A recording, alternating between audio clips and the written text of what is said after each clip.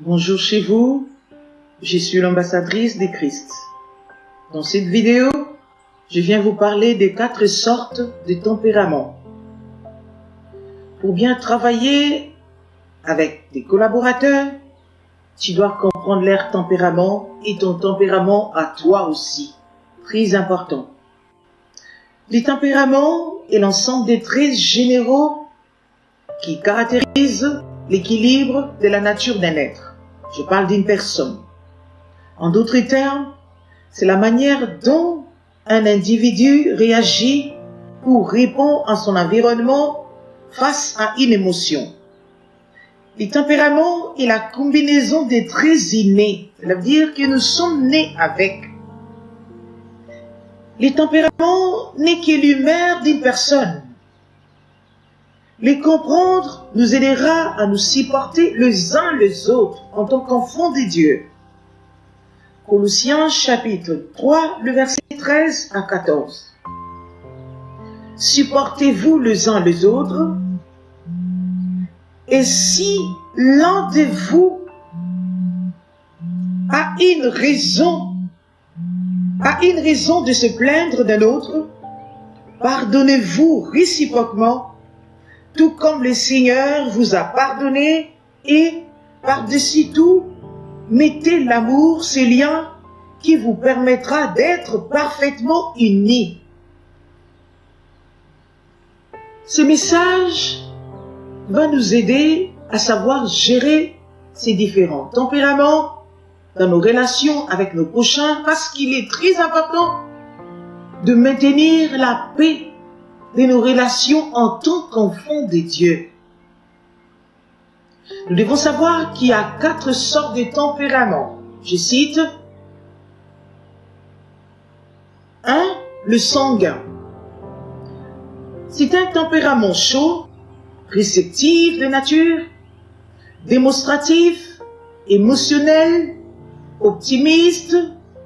Lui, il jouit de la compagnie des autres. Il aime passer à l'action et aime diriger les autres. Il est serviable, généreux, enthousiaste, sociable, fidèle lorsqu'il décide de s'engager professionnellement, amicalement et affectivement. Lorsqu'il prend des décisions, ses sentiments dominent plutôt que de pensées réfléchies. Il est généralement communicatif. 10e point, le colérique. Il est violent, actif, ambitieux, ouvert. Pour lui, la vie, c'est l'activité. Très souvent, il n'a pas besoin d'être poussé par son entourage.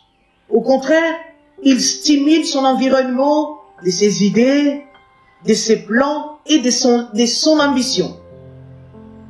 Son activité ne s'exerce pas au hasard et sans but. Ses projets sont bien préparés.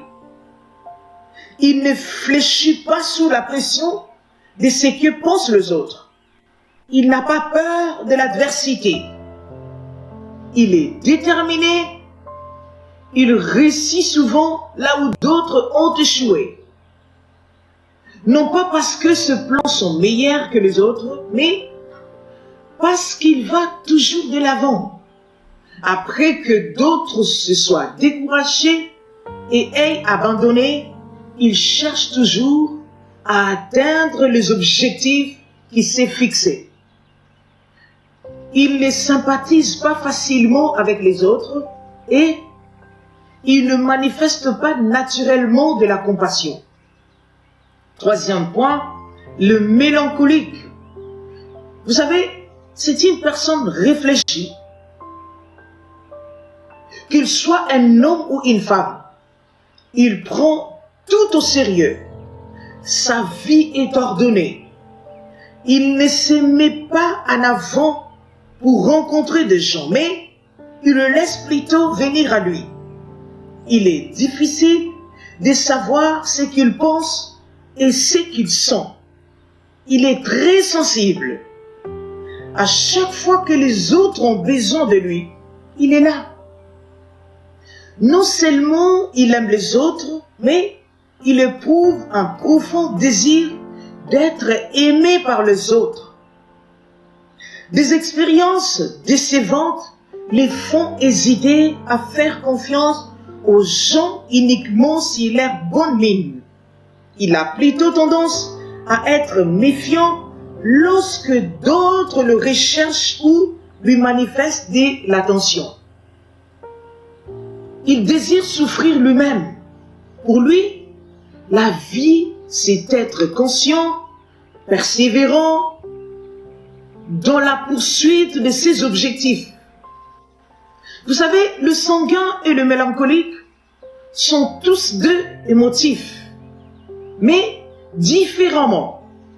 Le sanguin a la facilité de gérer rapidement le haut et le bas, tandis que chez le mélancolique, ça peut durer un mois, même plus. Quatrième point, le flegmatique.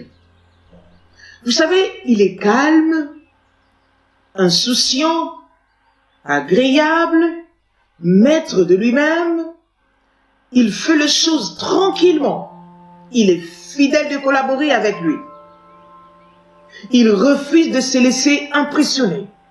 Il évite le conflit, s'explose très rarement des colères ou des rires, mais il conserve le contrôle de ses émotions. Il a une personnalité calme et timide.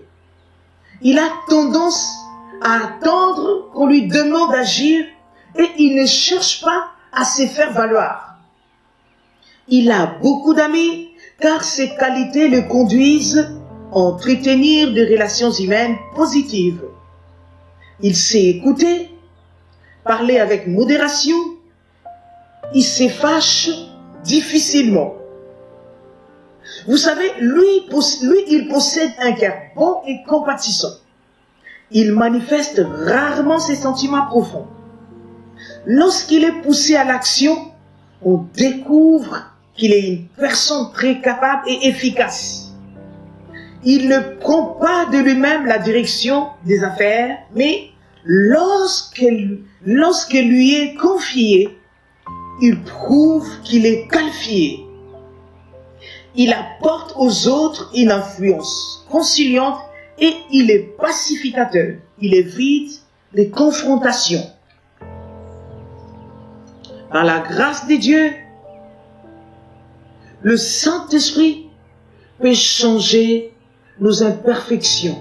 J'allais dire, le Saint-Esprit peut changer nos défauts en qualité. Ne dis jamais, c'est ainsi que je suis né.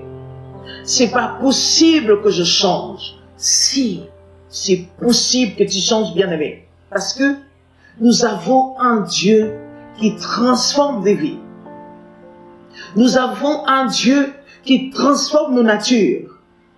2 Corinthiens chapitre 5, le verset 17. Si quelqu'un est en Christ, il est une nouvelle créature. Les choses anciennes sont passées. Voici toutes choses sont devenues nouvelles. Bien-aimé, Pierre fit des natures sanguines. Paul, colérique. Moïse, mélancolique. Abraham fit flegmatique. Mais par la grâce de Dieu, le Seigneur s'est servi de la faiblesse, de leur défaut pour le qualifier. Galates chapitre 5, le verset 22 à 23 nous dit ceci. Mais ce que l'Esprit Saint produit, c'est l'amour, la joie, la paix, la patience, la bienveillance, la bonté, la fidélité, la douceur et la maîtrise de soi. La loi n'est certes pas contre de telles choses. Bien-aimés, en mettant ces versets en pratique, il vous garantira la bonne gestion des différentes natures de personnes auxquelles nous sommes confrontés chaque jour dans nos relations. Que le Seigneur vous bénisse. Merci de rester là jusqu'à la fin. À bientôt. Ciao, ciao.